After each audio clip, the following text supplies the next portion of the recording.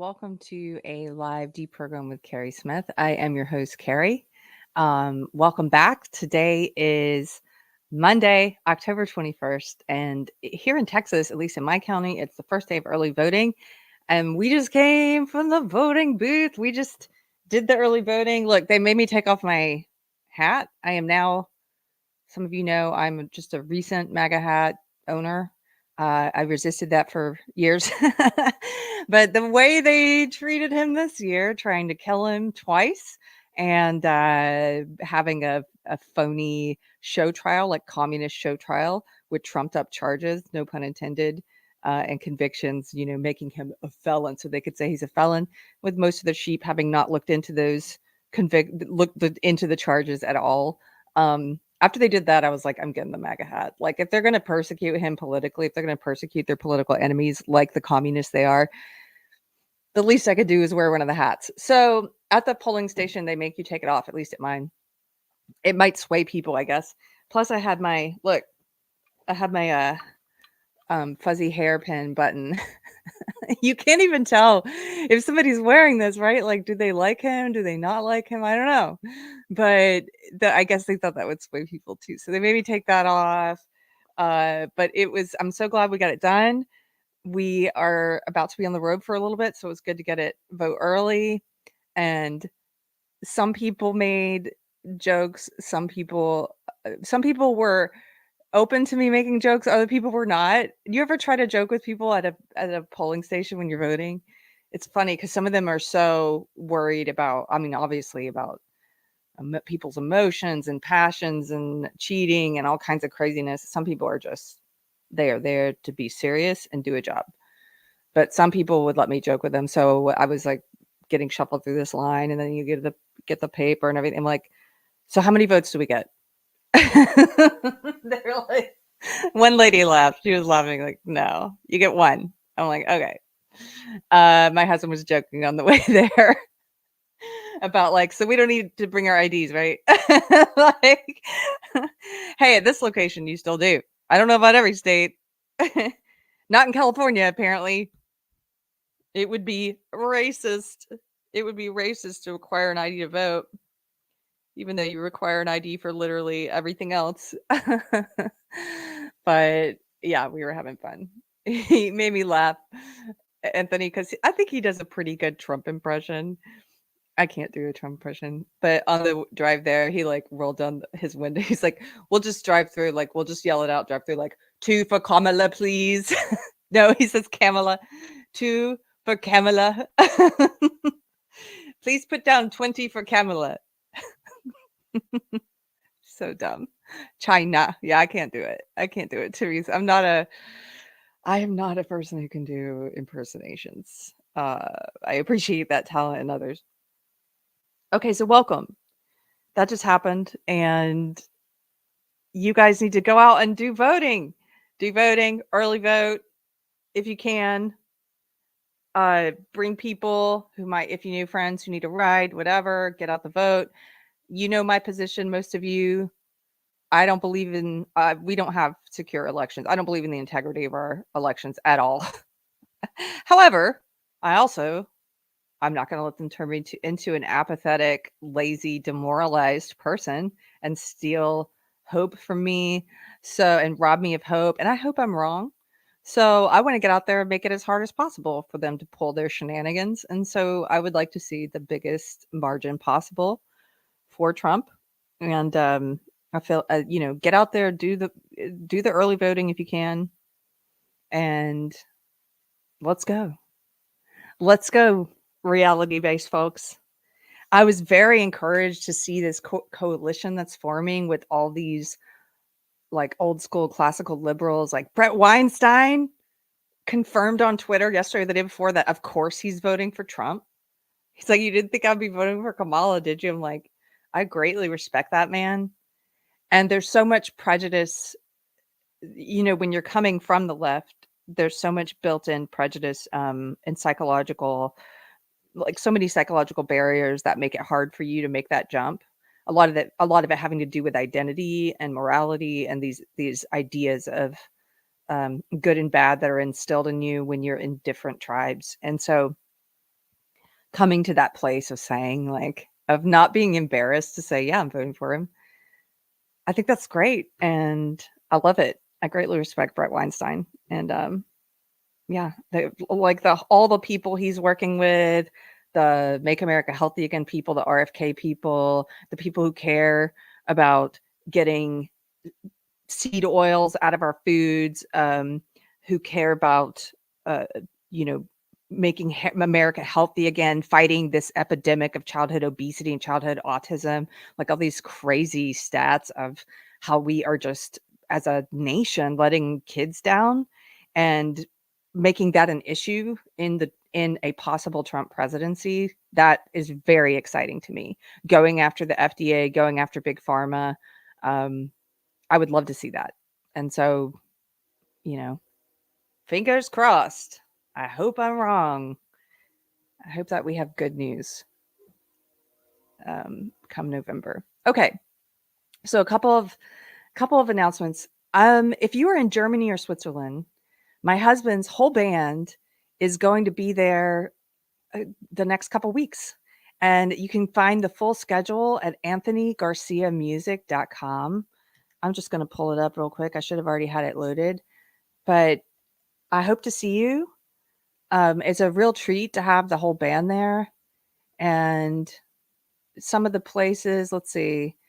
Well, I know Freiburg, Germany, uh, Basel, Switzerland, or Basel. I don't know some of these names if I'm going to get them right. I'm not even going to try. You know what? Just go to anthonygarciamusic.com and you can get the full schedule there, and you can see what places they're going to be playing. Some of these require tickets, others don't. So just check each individual listing. Um, and yeah, hope to see some of you guys. I got to meet a lot of people. I mean, comparatively considering, I got to meet a lot of people on the last trip to Europe who, it's shockingly, who watched Deprogrammed in Europe.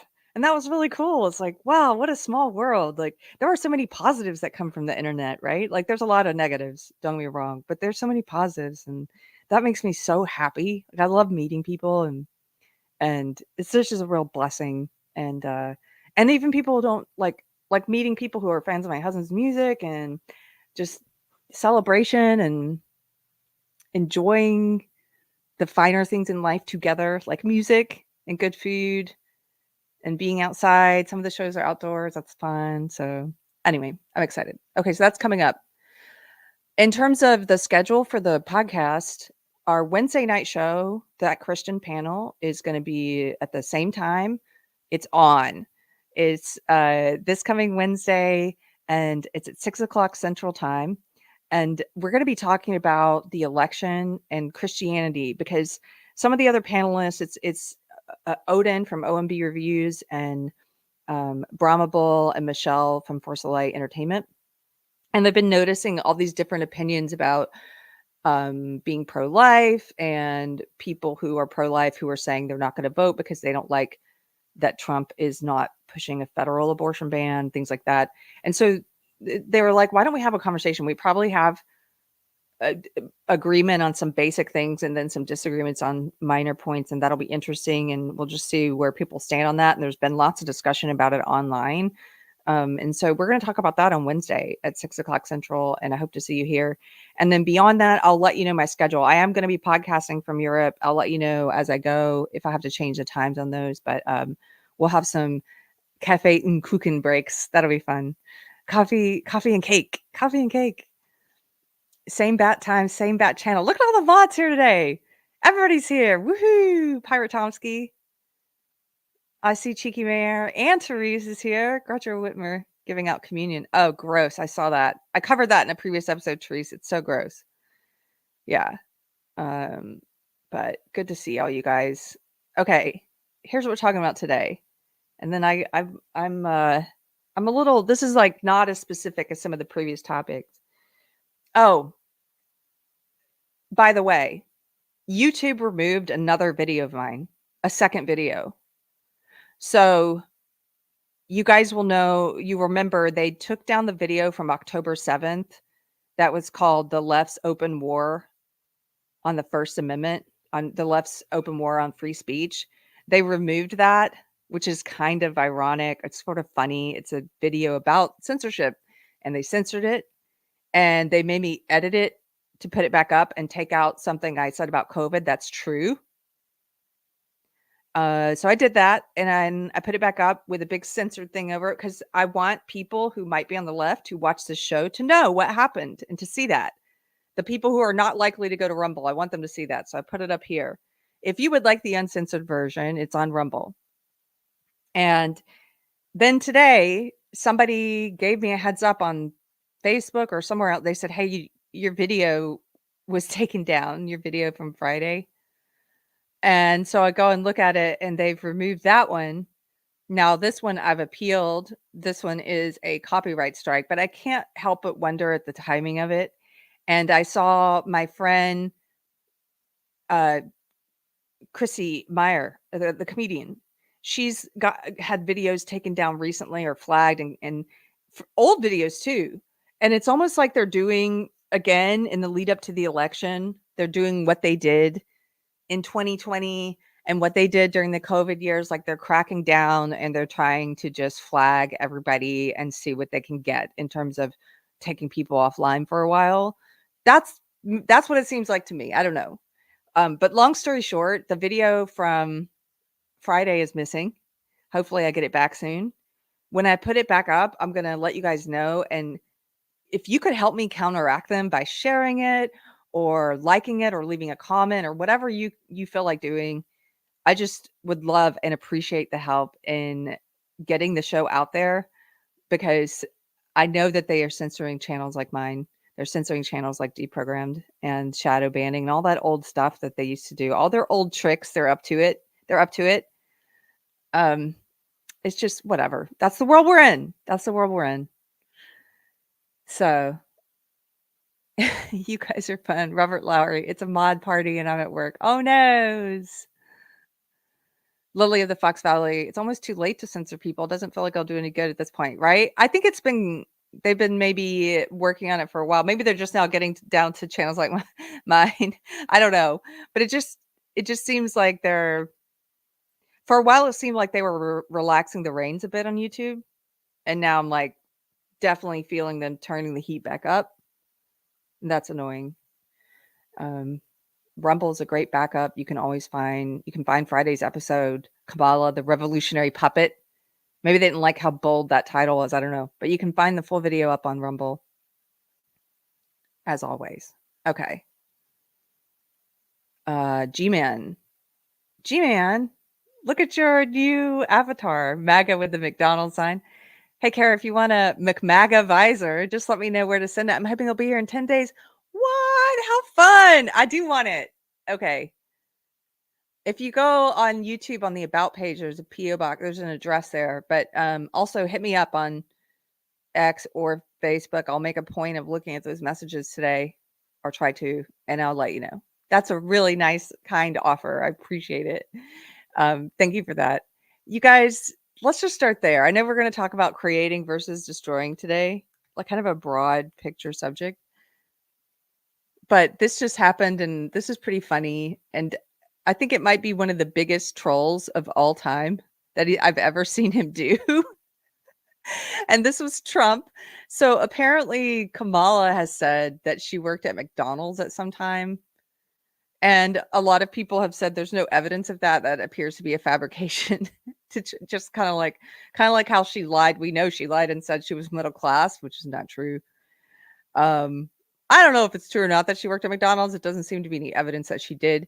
But Trump is trolling her, and he went and did this publicity stunt where he worked at a McDonald's and served people. And this is in Blue, Philadelphia. And there was a line like around the block of people waiting to be served by the president. And here's him talking to people out the window, which is also hilarious. And it's hard to hear what he's saying. My friend Chrissy Mayer said, take that Kamala, you lying skank. And he's there like working the register. I can't even like. Tell you what, it's a great franchise. It's a great company, and they've been very, very nice. And Come on, if you look at really what's happening, look at the crowd over there. Look how happy everybody is. They're happy because they want hope. They need hope. And that's what we're doing. That's what we're going to give much more than hope. What does working the fryer tell you about the people of Pennsylvania? Make it back. Mr. President, you actually have worked at McDonald's now versus... Now I have worked at McDonald's. I've now worked for 15 minutes more than Kamala.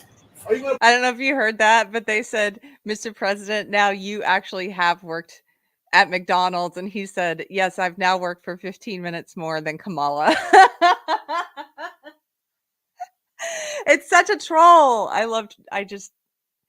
Good trolls are funny and they're meant to call your attention to something in a humorous way and shed some light on a truth. Those are good trolls. And he's a good troll.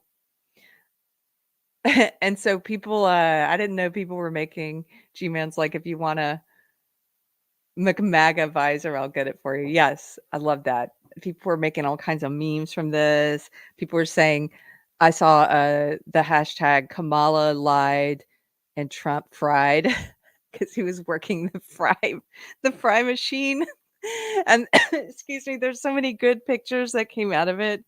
Wait, hold on, let me show you one. Here's some of the photos. I mean, look at these.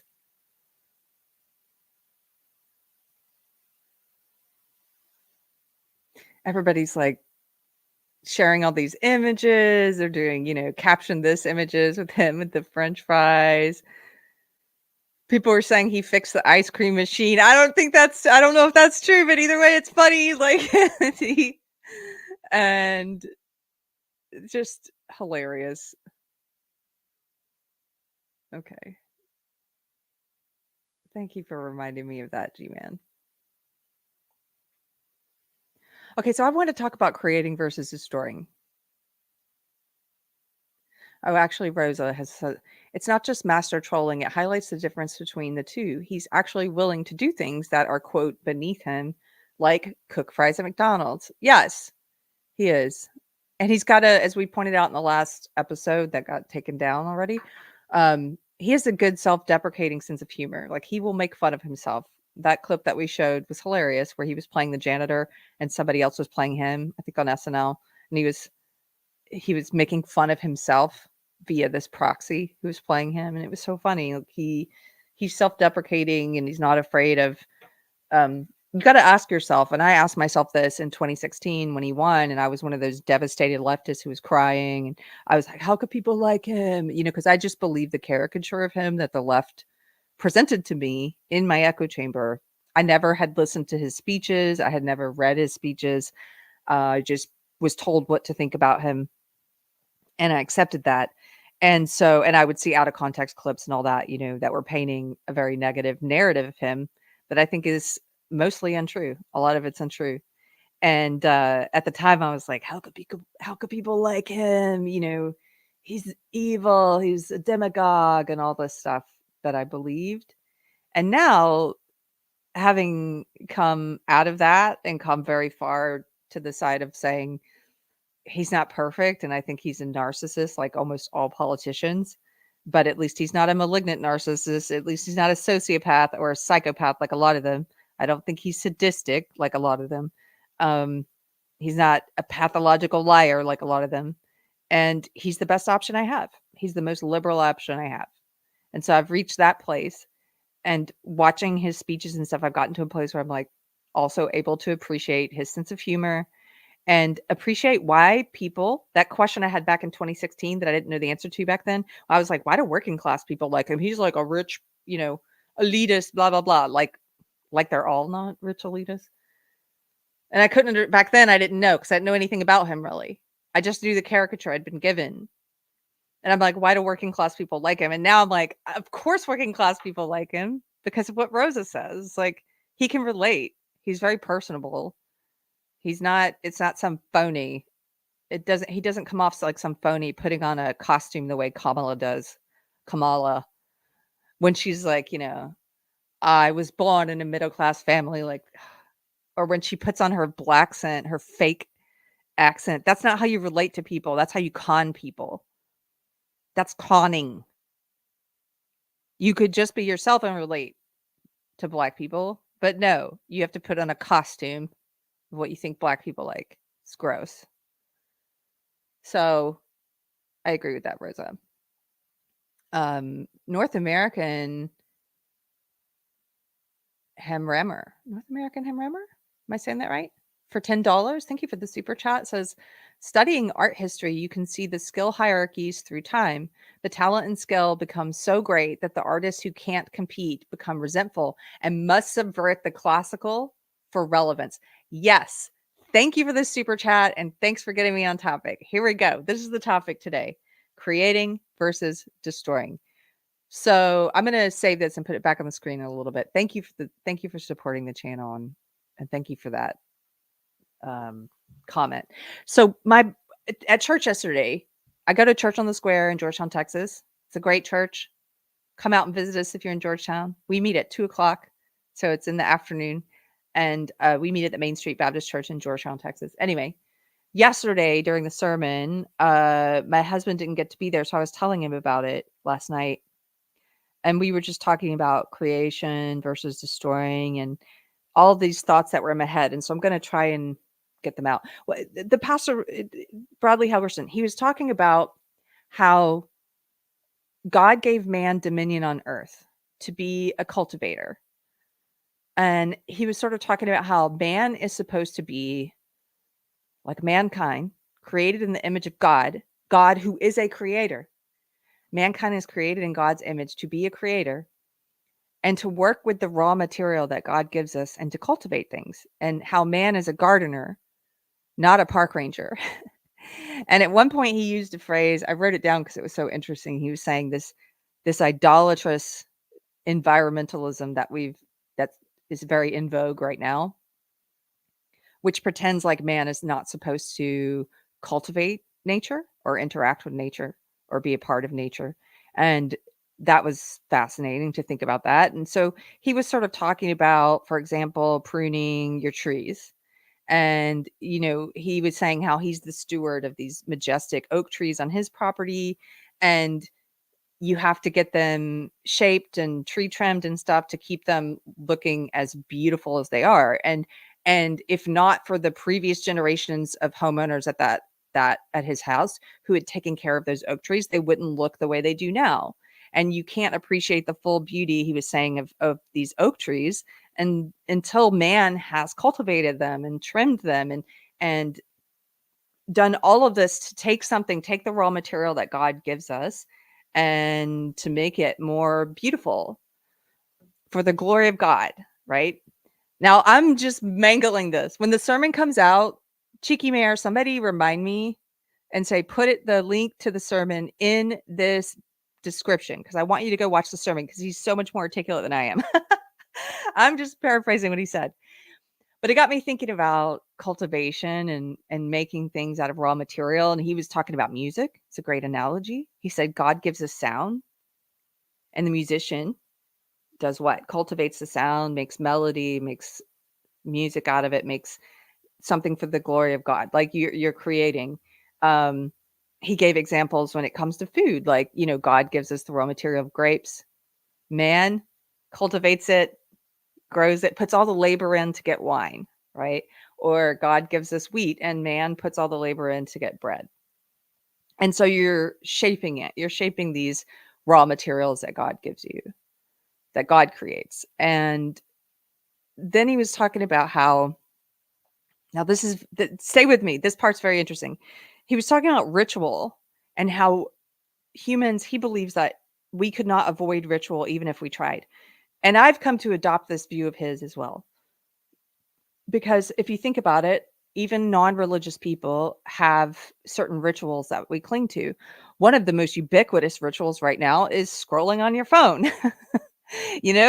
Checking in on social media. It's like a ritual every day.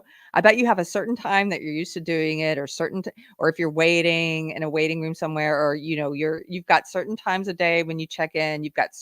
I bet you open the apps in the same order most of the time. Like, this is the one you go to first, and then this one.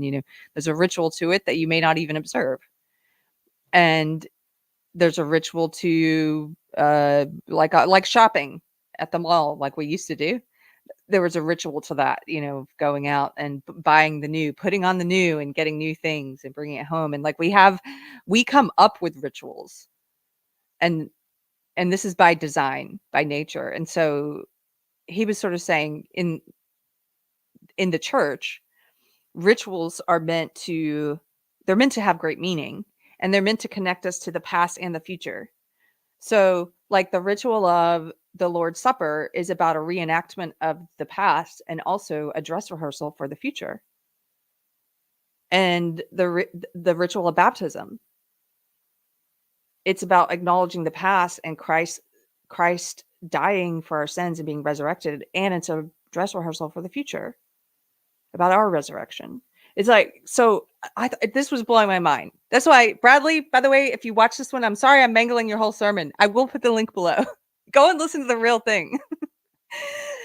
But it was making me think about creation and about ritual. And he was sort of saying, in this modern culture, a lot of our religious rituals have been watered down, because think about the ritual of the Lord's Supper. It's sort of like, he was saying that, we're just eating. A lot of times you have a little thimble of grape juice, you have a little piece of cracker, and it's supposed to symbolize this great feast.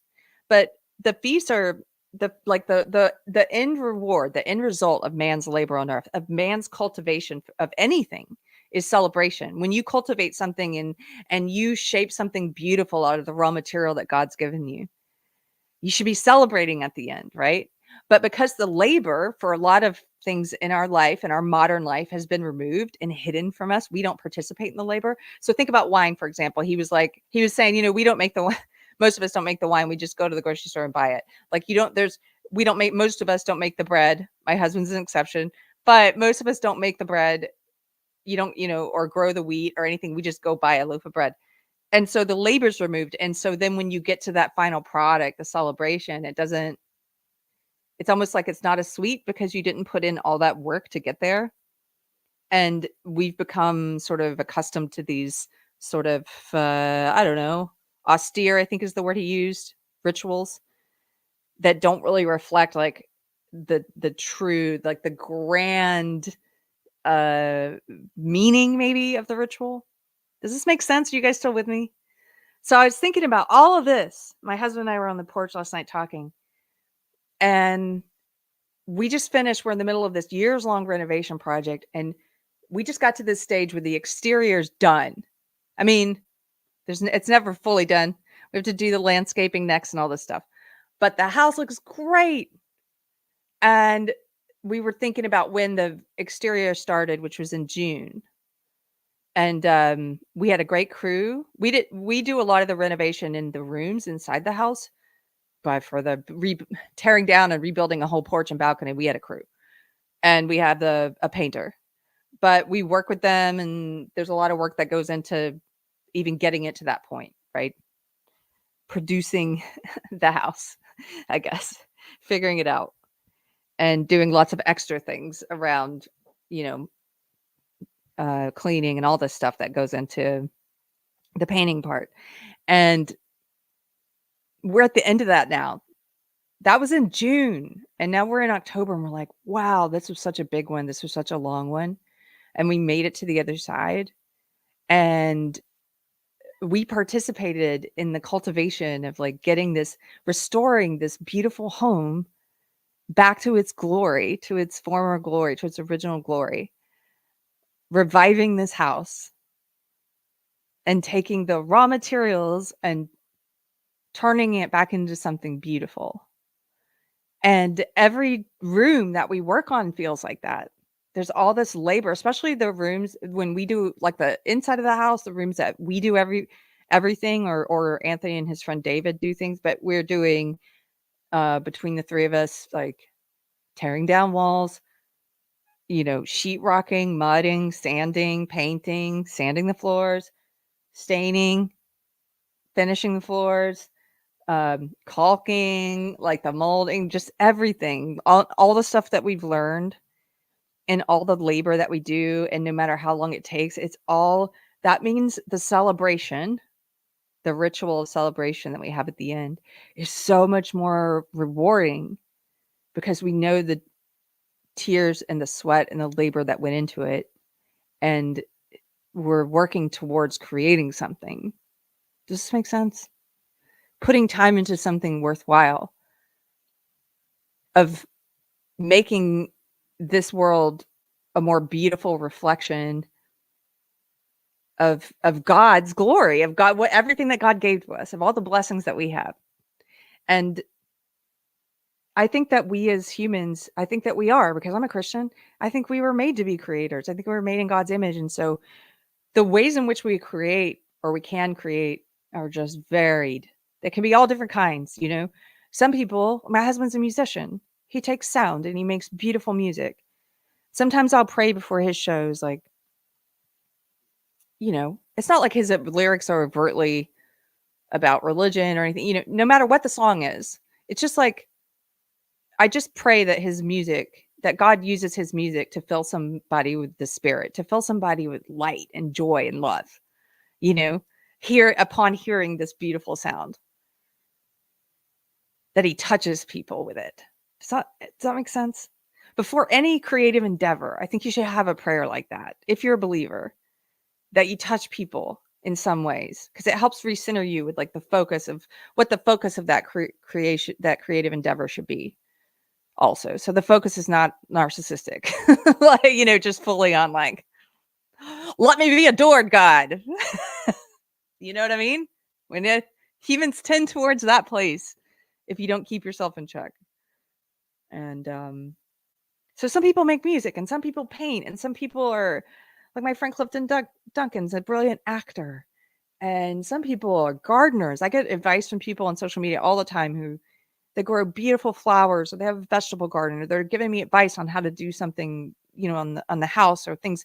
People who create in terms of construction work, like building things, renovation, who are giving us advice on things, and craftsmen, skilled laborers, people who know what they're doing. People know how to use a hammer and a nail. People know how to use a saw. People who are talented in these ways. There's so many ways to create. And of course, our most fundamental, and I think one of our most rewarding purposes in life, there are those people who have created human beings, who've become parents, and who are cultivating those little lives and growing those children, hopefully in a very healthy environment with a foundation, and growing future responsible, healthy, fulfilled citizens. And that's like the ultimate kind of creation, I think. And so there's all these different ways to be creators, and there's also so many different ways to be destroyers. And so I've heard, I think it might have been Jordan Peterson was the first person I heard talking about this. Maybe it's been a while, but there's so many people who've talked about this now. I can't, it's, you know, you've probably heard of this concept before me talking about it, because it's been spoken of so much in the past few years. But there's these like two modes of being. There's creating and there's destroying. And if you look at the Bible, of course, there's a lot of scripture about how Satan deceives, and Satan is the great deceiver of the world. 2 Corinthians 11:14, Satan disguises himself as an angel of light. Like, Satan mimics God. He's a destroyer who mimics creation. He mimics God. Satan is like the OG grifter. Does that make sense? The OG con artist. Seriously, though. And there's those two modes of being, of like creating and destroying. And if you look, you can almost look at anything, whether we're talking about spirituality, or if we're talking about the physical world, or if we're talking about politics, and you can start to recognize who's working towards creation and who's working towards destruction, even if they're mimicking the destruction as creating, even if they're using mimicry and theft and other things to try and present themselves as creators. And so we've got this election coming up, and I was thinking about that, and I was just thinking about the woke world that I used to be in, and how grateful I am that I escaped that world. And how many people I've met, even this week in the comments. Oh my gosh. Lots of people on the video that got taken down, lots of people were commenting saying, long time lefty here, things like that. Just found your content, looking for other people who walked away from the left, just now leaving that world, looking for resources. Like so many people who have left or are leaving. And for those people who are just now waking up, who are in that place I was in 2016 and 2017, I encourage you to start looking at things through this lens sometimes, this lens of creation versus destruction. And you can even look at policies that way. And my husband and I have talked about this a lot, like about what do political policies incentivize? What do they create incentives for? And what do they disincentivize? And so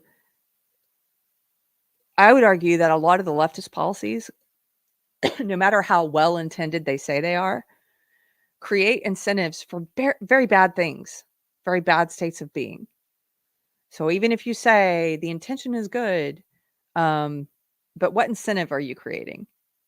And a great example is welfare. How broad and permanent that system seems to have become, and the incentives they create within it to stay single, to have more kids in poverty because you'll get more money. They create a disincentive for getting married, for creating a stable home life for your children. They create a disincentive. Do you hear that? A disincentive for having a stable nuclear family in which to raise the next generation. The incentive goes the wrong way. And so you can look at almost any policy like that. What's the incentive? Forget what they say the motive is, and look at the policies in San Francisco of, handing out needles to drug addicts and stuff. And they're like, we're just trying to help them and we want to make sure they have clean needles. What incentive? You're spending taxpayer money to give addicts the tools they need to get high again. What? That's an incentive to keep using, to keep being a burden on society, and to stay in a personal hell on earth. You're incentivizing staying in hell. You could be creating a disincentive for being passed out of your mind on drugs in public. You could be arresting people for that, for being publicly intoxicated. You could be arresting people for setting up homeless encampments and things like that. So there's a disincentive for it. But instead, these leftist policies, these leftist cities are like, oh, you could just, you can set up tents here. They tried that in Austin. They voted for it. And a couple years later, they finally voted against it. Even the wokies voted against it and got rid of it because the homeless problem was getting so out of control. But they were like, sure, you can set up tents everywhere and have these crazy third world looking homeless tent city blight on the community. That does not provide an incentive for getting out of homelessness. It provides an incentive for staying in homelessness. So I was thinking about all this going into the election and about creating versus destroying, and about the left and what a party of destruction they have become. They are now the party. I keep seeing these woke charlatan so-called Christian pastors on Twitter. Maybe Twitter knows I hate those people, so they put them in my algorithm because I get like, like, again, you are preaching blasphemy. And there's like a woke preacher in Austin that keeps coming up in my feed, and he's talking about like, I'm grateful that Ted Cruz is such a transphobe because it gave me the opportunity to explain to my toddler about trans kids and supporting trans kids and their gender affirming surgery and all this stuff. I'm like, what? And you're saying this with a mask of Christianity, right? You evildoer, you whitewashed tomb. You're indoctrinating and grooming your child and telling your child that some kids are born in the wrong body, that God makes a mistake and they're born in the wrong body. Quit grooming on and predating on and taking advantage of gender non-conforming kids who are different. Quit taking advantage of them and exploiting them and mutilating them and indoctrinating them. Kids who are born with autism, kids who are born, kids who suffer abuse. These are kids who are more likely to be pulled into this gender cult that this guy's pushing, that this guy just introduced his own toddler to. Quit grooming those kids. Quit sterilizing them. You are destroying their bodies. I looked at this weekend, I saw more photos of, I don't share them on this podcast because I'm torn quite often. I think it's very important to see this stuff, to know what's happening, to understand the gravity of it visually, but I also don't want to show it to people who don't want to see it because it's disturbing and you'll never be able to unsee it. But if you want to, you can go and search and you can find what a lot of this so-called gender affirming surgery. It's not gender affirming, by the way. It's gender reversal. It's like saying, we're going to change you. We're going to cut your body up and cut your parts off and move them all around like Frankenstein. You can look up pictures of these surgeries that some of these young people have had. And it's not just the mastectomies. It's not just the nullification surgeries where they don't put their nipples back on and they try and make them look like they're not a boy or a girl. That's a thing, that experimentation. But it's also the things where on girls, they cut off a whole part of their arm or their thigh. So they have these big wounds here and these big scars forever on their arm or their leg, where they take a big flap of skin that wraps around their arm or their thigh and they use it to make this big Franken penis and stitch it on to their body, this skin tube, this disgusting fake skin tube thing that hangs off of them. That looks like in some cases, I'm telling you, they're big. They look like arms hanging off of the girl's genital area. One of them I saw look like a knee. They don't look like the male genitalia. They're doing this to people. They're experimenting on people and young people. This is destruction.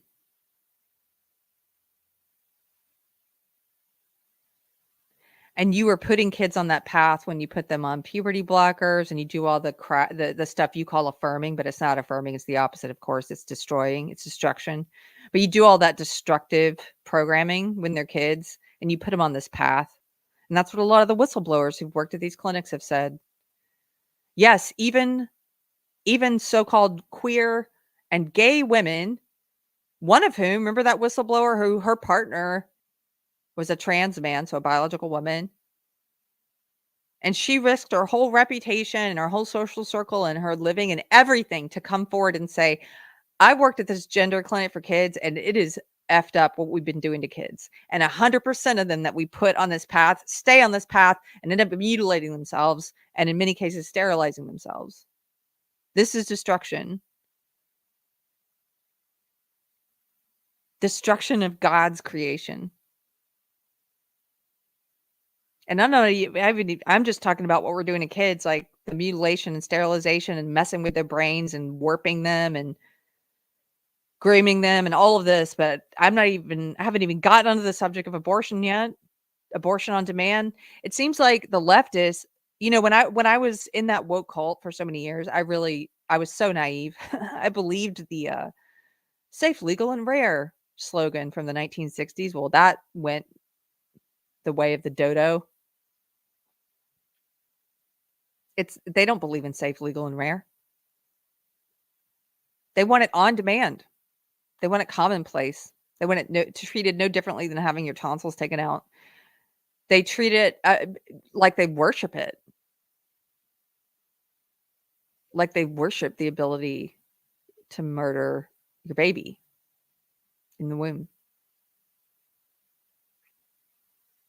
They've leaned so heavily into propaganda on women, aimed at women. On trying to make abortion, killing the baby in your womb, trying to make that seem like a women's rights issue. I believed the lies when I was in that woke cult that like, oh, conservatives or anybody who's pro-life. Actually, I was so in lockstep with the propaganda, and I understood the importance of language at shaping thought and opinion. And so I refused to call it pro-life. I was one of those people that called it anti-choice. And I thought all anti-choice people were liars. They didn't really care about the baby. They didn't really care about life. They just hated women. I believed that absurdity. And if they were women, I believed they hated themselves and they were internally misogynistic. That's what they teach you. They're internally sexist. They've internalized their own oppression. You know all these phrases they say? Yeah. I believed all of that. I believed they just hated women. I believed it was a women's rights issue. All of this, and all of this money and this effort and this propaganda they've spent on using this to control women and to control women's vote is just, it's astronomical. And how they've shaped the opinions of a lot of young women on this subject.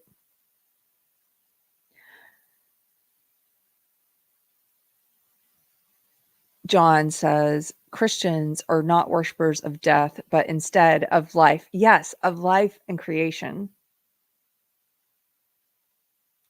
Yes. Symbolically, what does it mean that that party worships abortion? Party of destruction. Like, there should be like alarm bells going off.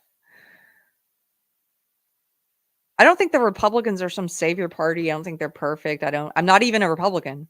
I'm an independent. It's just, that's the best option we have right now. They're not that evil yet. Hopefully never. They're not that evil. They're not that destructive.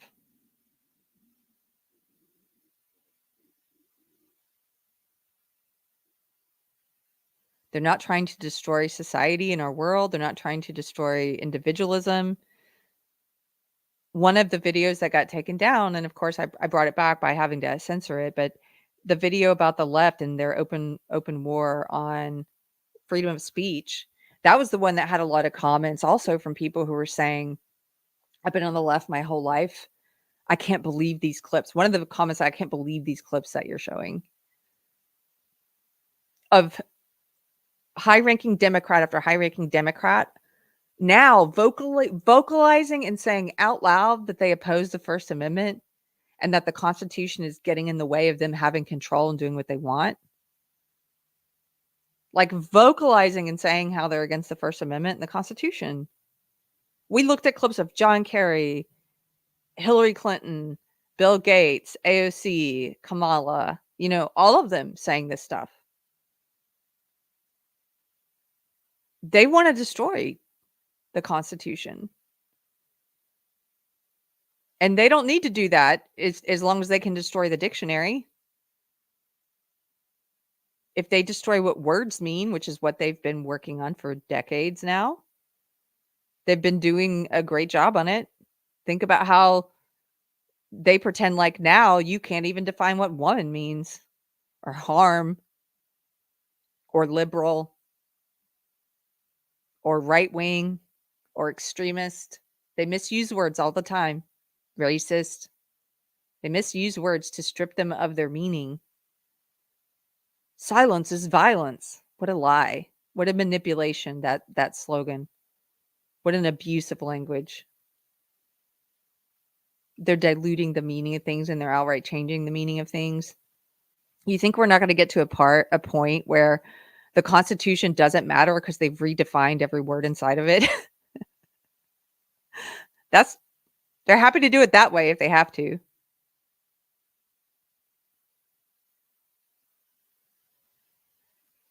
They are the party of destruction. They are destroying language. They are destroying common sense. They are destroying the, speaking of ritual and symbolism at the beginning, they're destroying the rituals and the symbols that hold us all together, that bring us together in unity and love. in brotherhood with one another across all, political lines and racial lines and sex-based lines and all of this. There were very few things that still held us together as a country, and they've been working very hard at destroying those as well. Sports has been infiltrated with all their woke communist bullshit ideology. You can't even watch. I'm not a huge sports fan, but guys that I know who like ESPN and stuff, they're like, I cannot turn on ESPN because it's just people lecturing me about my white privilege.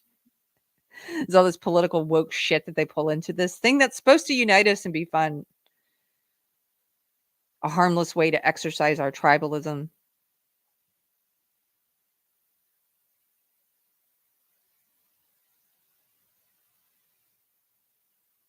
They've destroyed a lot of our pastimes. They try and destroy music. They try and destroy movies. Look at entertainment, how woke moved in. Again, all the things that unite us in the crosshairs. Holidays. Oh, you better not celebrate Thanksgiving. It's a white supremacist holiday. It's about colonialism and blah, blah, blah, blah, blah, blah, blah, blah, blah. Article after article. When I was in the woke world, I would read these articles about it is your duty as a white person with your white privilege to go home for the holidays and confront your grandparents about being a part of the heteropatriarchy. And they just suck all the joy and all the fun out of holidays, The article after article about why you should not celebrate Independence Day. Uh,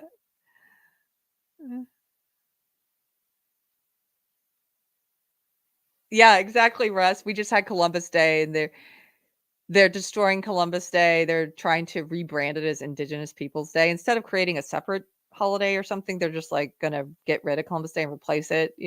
Destruction.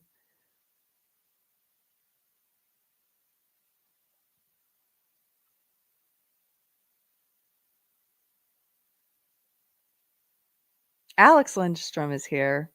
Hello, Alex. For $1.99, thank you for the super chat. Says my ritual involves chocolate chips.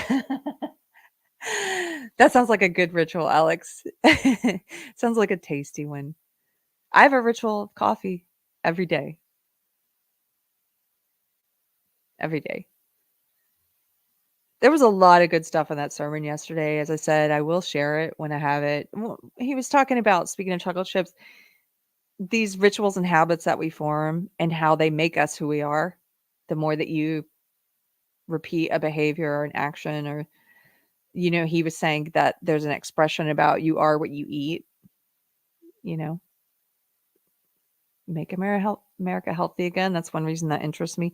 But also, you are what you do, and you are what you spend time on. And so the importance of rituals and habits being aimed towards the good things, being aimed towards things that are healthy for us and fulfilling and good for us. That's where they should be aimed. And I think all of us can have, this is sort of an individual thing that we have to work on, of getting rid of the rituals and habits and things that orient us towards bad things. Rooting those things out, if that makes sense. Those bad habits, those things that orient us towards the flesh instead of towards the spirit. Ron Copperman says, a ritual of prayer. Yes. Prayer is so, so useful. Right, Ron? That's, even if you're a non-believer, I'll try and explain prayer to you. Even as a non-believer, I have friends who they understand that it does provide a purpose, even if they don't believe that God is real or that he's listening, which I do. But they understand it's almost like the Stoics, and how at the end of each day they would take stock of each day. And it's sort of this way of just marking time, expressing gratitude, which neuroscientists have shown that when you express gratitude, it reduces your negative emotions. It's good for you. It's good for you to express gratitude. And I would say it helps pull us back towards what's meaningful and to stay on track and to stay on page. And if you're in a marriage, it helps you stay on the same page with each other, to pray together every day, to understand where you're both at, and to just it's a meaningful ritual, and it actually has like a practical use for you every day.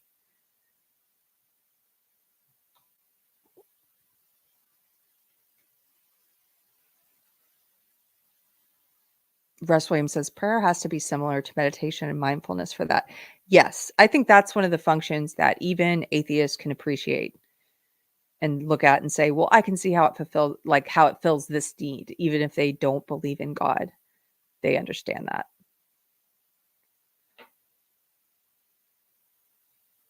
I'm going back to this super chat from before, from North American Hamrammer, who said, studying art history, you can see the skill hierarchies through time. The talent and skill became so great that the artists who can't compete become resentful and must subvert the classical for relevance.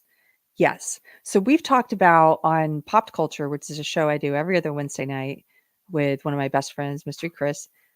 We've talked about architecture before. I know a lot of people have been thinking about it and talking about it in the past few years. But I put a picture of a cathedral on the front of the thumbnail today because getting ready to go to Europe, so I'm going to see some more cathedrals, which I always love. And they really force you to think about this, how we've sort of regressed as a culture and as a people in terms of our attention to form and to beauty and to the labor that those things require. And if you look at the architecture of the past, if you look at cathedrals, for example, or if you look at the great artists, the classical artists that you're talking about, you can see all of the hard work, all of the thousands of hours of labor that went in. When you look at these cathedrals, I wrote an essay about this on my Substack. I encourage you to go check it out if this interests you. I wrote an essay, I think it's called On Cathedrals or something like that. But it blew my mind the first time I got to go and see one of these. And it was like, wait a minute, this thing took 500 years to build.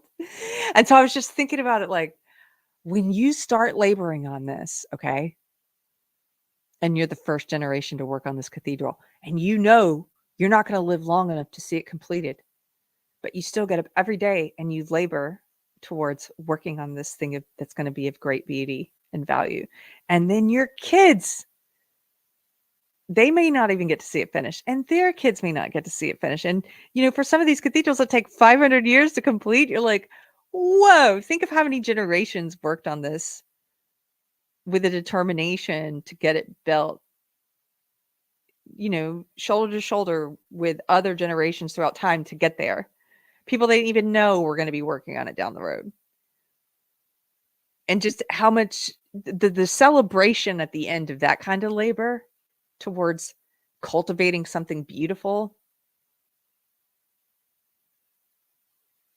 I just imagine opening day with the cathedral's finally done. Is like after 500 years or whatever. Like our house, like I said, it's been since June that they were working on the outside, the exterior, and we feel like it's been so long. We're at the end, like, yay.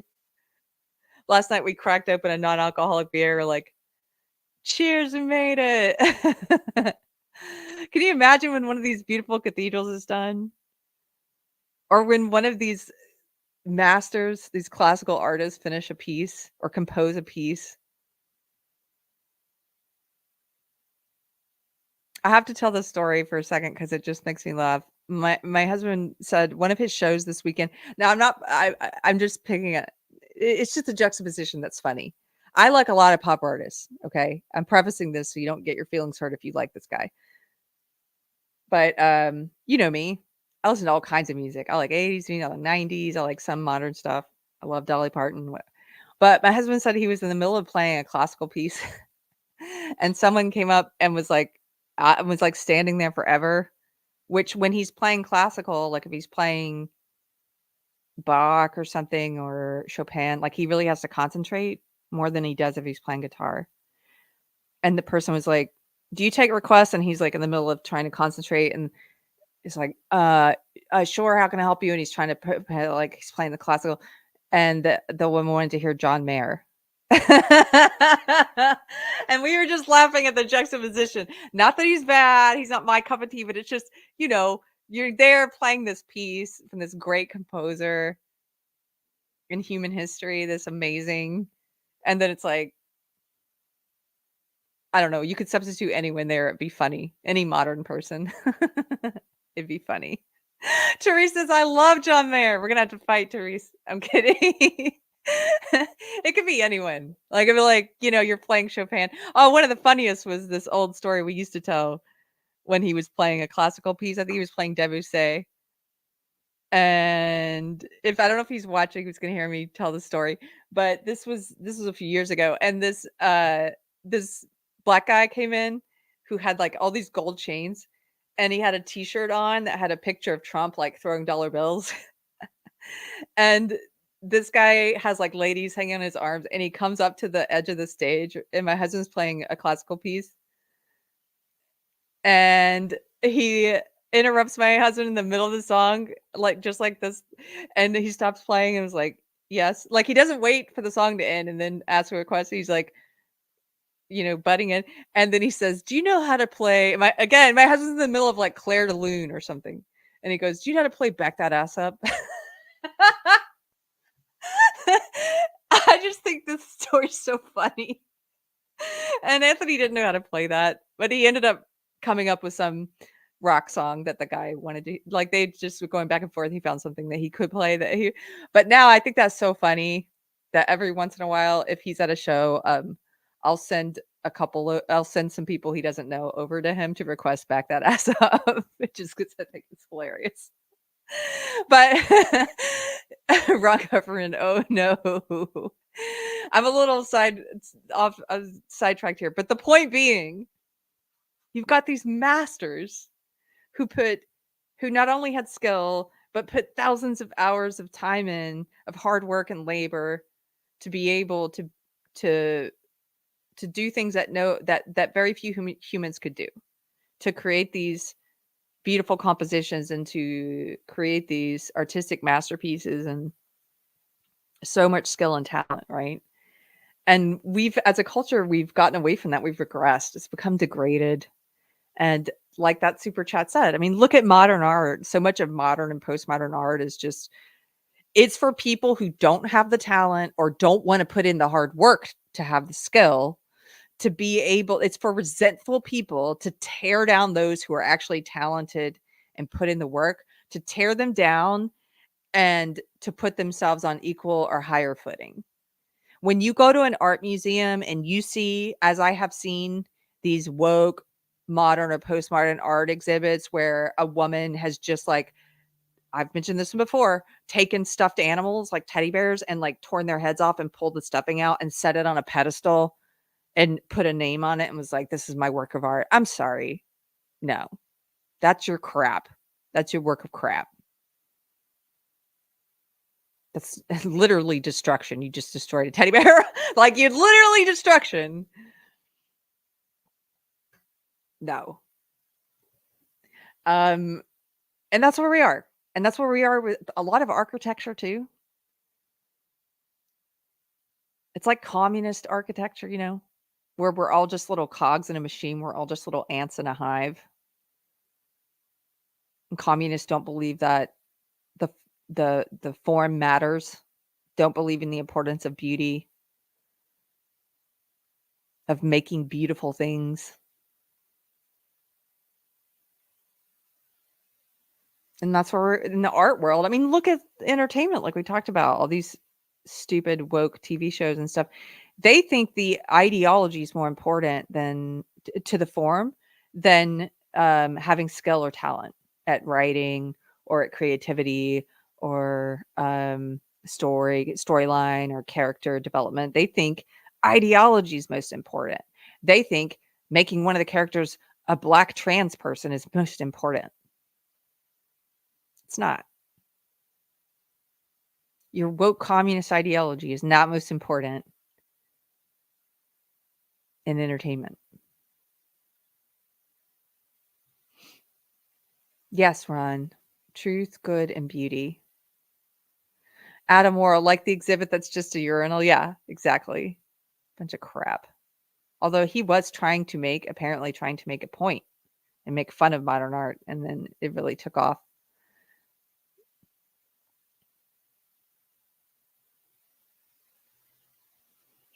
Toso Tobes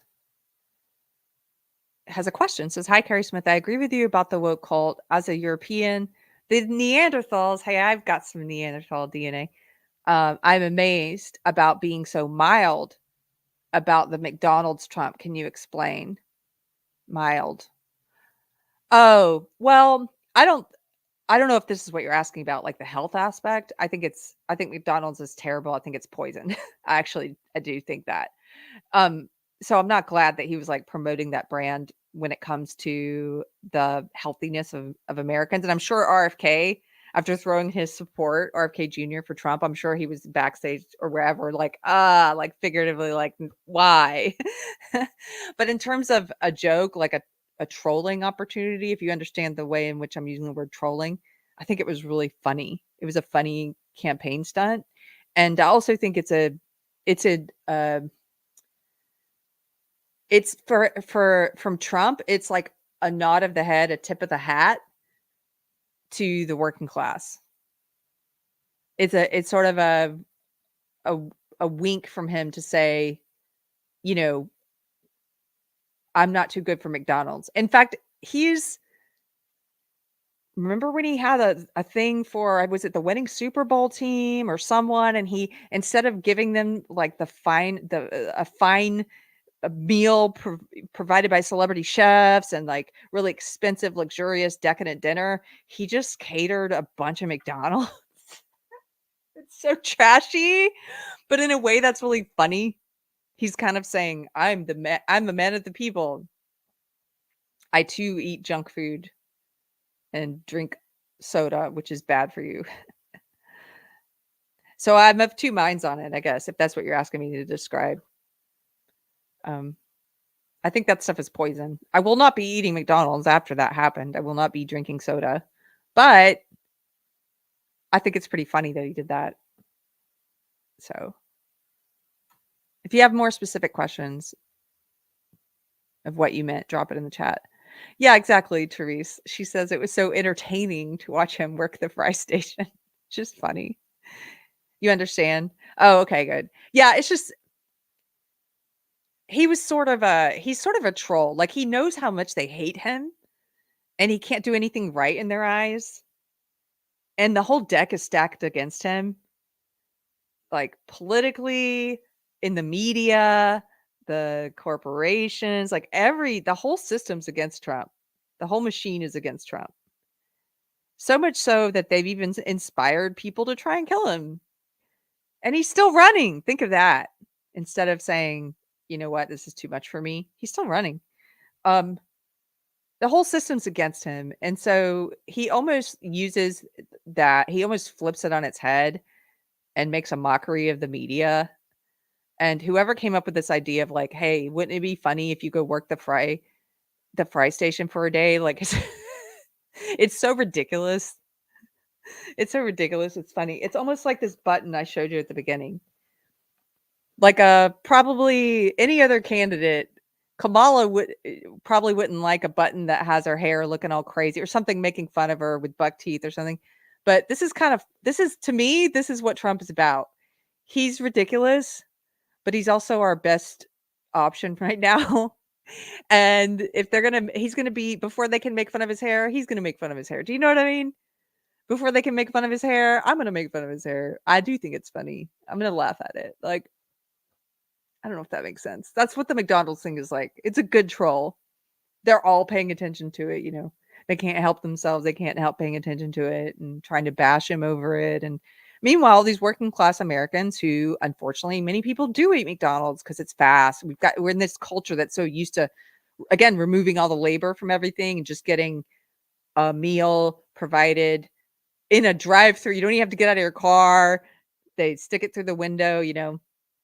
Instead of having a home-cooked meal, a nutritious meal for your kids, a lot of people go through the drive-through, pick that up, and give it to their kids. My mom did that a lot. Would go through the Hardee's drive-through and give that to us. And so I think that's a bad thing, and I think we need to start turning that around. But given that that is where we're at right now in culture, a lot of people who live that way and who live off of fast food, I think they looked at him working at McDonald's and they're like, right on, right? Like, sort of silly. Yes, exactly. You said it better than me. Desubversion, working class enjoy the marketing. Yeah, they think it's funny. Trump is the best bad choice. I think so too. I think every election year, we're given a lot of bad choices. I think it's very rare we have a good choice. Actually, the more I learn and read about JD Vance, Trump's running mate, I think he is a good choice. At least right now, that's the page I'm on right now. I think DeSantis was a good choice. I liked DeSantis a lot. And as they go, I think Trump's a pretty good choice. I mean, he's not great, but he's pretty good. I liked the things he did in his first presidency, with the exception of him not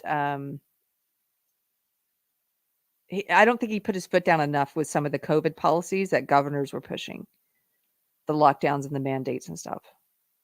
So I wish he had done a better job on COVID. And he was hawking and pushing that vax too, but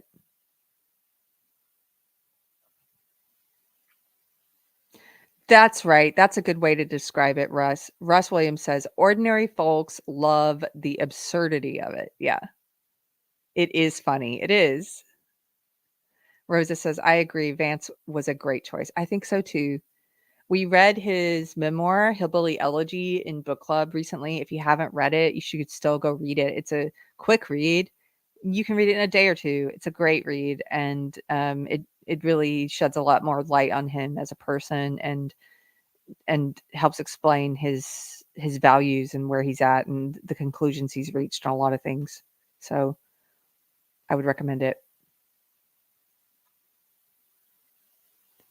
Okay, I'm going to wrap up a little early today because we're about to, we have a lot going on today. I'll just leave it at that. We have a lot. And I will see you guys on Wednesday, 6:00 Central Time for the Christian panel. And I'll let you know about the podcast schedule while we're in Europe. But if you are in Germany or Switzerland, please visit anthonygarciamusic.com. That's my husband's website. And you can see all the places his band is going to be. The full band's coming. It's going to be a lot of fun. And hope to see you guys there. And I hope you have a great rest of your day. If you haven't voted yet, go vote. Go vote early. Make a date day of it. If you're a based woman in Katy, Texas, or if you know a based woman in Katy, Texas, there's this guy on X. I'm trying to find him a date. Here. Wouldn't this be cool if we got him set up with someone? Let me see if I can find it. Here. Spread the word. Graybush the Great. That's his name. He said he would like to make a date of it, basically, with someone, but he doesn't have anyone to go with. He said, any lovely ladies in Katy, Texas want to go vote with me? And he was kind of halfway joking, did a little winky face. I'm like, oh, let's find him a date. Find this man an election day date. So you've got until election day. If you're in Katy, Texas, or you know a base lady in Katy, Texas, find this dude a date. I think that would be fun. Cool. Force of Light, Michelle, MAGA, Make America Great Again. Yeah. Cool. Okay, I'll see you guys on Wednesday. If you like the show, please hit like or leave a comment. That helps the algorithm. And if I get the video from Friday back up, this is the second video they've attacked this month. If I get that video back up, I'm going to ask you, please go share this or do what you can, just to help me push back against the censorship that they're trying to do, which sucks. But thank you guys. I appreciate you so much. I'll talk to you later. Bye.